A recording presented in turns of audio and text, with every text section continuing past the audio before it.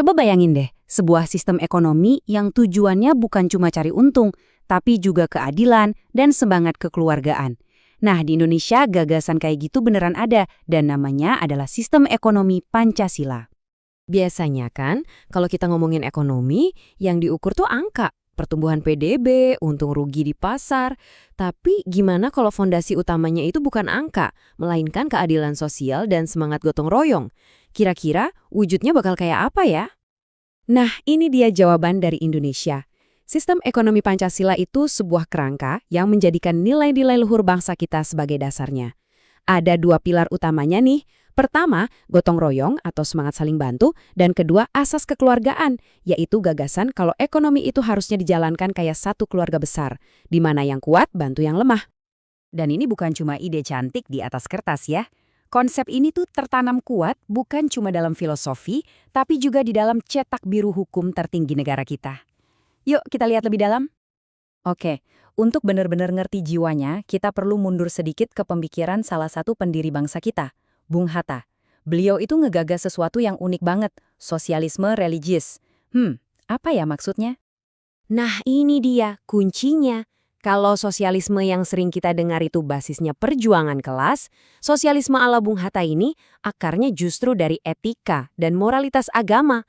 Tujuannya bukan buat menciptakan pertentangan, tapi justru persaudaraan dan semangat saling tolong. Beda banget kan fundamentalnya? Dan ide filosofis yang keren ini nggak dibiarin ngambang gitu aja. Gagasannya langsung diabadikan ke dalam jantung hukum negara kita. Pasal 33 Undang-Undang Dasar 1945. Di pasal ini cetak birunya tuh jelas banget. Pertama, ekonomi kita harus berlandaskan asas kekeluargaan. Kedua, semua sumber daya yang vital itu dikuasai negara. Tapi bukan buat negara itu sendiri ya, melainkan untuk kemakmuran rakyat. Dan yang paling penting, semuanya harus dijalankan dalam kerangka demokrasi ekonomi. Oke, filosofinya keren. Tapi gimana prakteknya di lapangan? Apa sih sebenarnya arti demokrasi ekonomi itu? Dan emangnya ada ya ruang buat kompetisi dalam sistem yang serba kekeluargaan ini? Intinya itu satu kata, partisipasi. Demokrasi ekonomi artinya semua orang punya suara dan peran. Bukan cuma jadi pekerja aja, tapi juga ikut menikmati hasilnya secara adil dan, ini yang paling radikal nih, ikut mengendalikan arah perekonomian itu sendiri. Nah, bagian ini mungkin bakal bikin kaget. Sistem yang katanya berlandaskan kekeluargaan ini ternyata nggak anti persaingan loh. Justru sebaliknya, persaingan itu dianggap alami dan penting buat menciptakan efisiensi dan produktivitas. Tapi, nah ini bedanya. Tujuan persaingan di sini itu bukan buat saling sikut atau saling matiin. Tujuannya adalah buat saling menghidupkan dan tumbuh bareng-bareng. Terus gimana caranya? Persaingannya diatur oleh asas kekeluargaan. Tujuannya untuk menciptakan interdependence co-arising. Gampangnya bayangin aja sebuah ekosistem di mana berbagai pihak saling bergantung untuk tumbuh bersama, bukan saling memangsa. Keren banget kan konsepnya? Dan bentuk paling nyata dari ide ini, menurut para pendiri bangsa kita, ya koperasi. Sebuah badan usaha yang memang dibangun di atas semangat kerjasama dan kepemilikan bersama. Oke, secara teori kedengarannya bagus banget ya. Tapi gimana penerapannya pas ketemu tantangan di dunia nyata, terutama dalam misi utamanya, mewujudkan keadilan sosial? Nah, pengelolaan sumber daya alam ini jadi ujian sesungguhnya buat ekonomi Pancasila.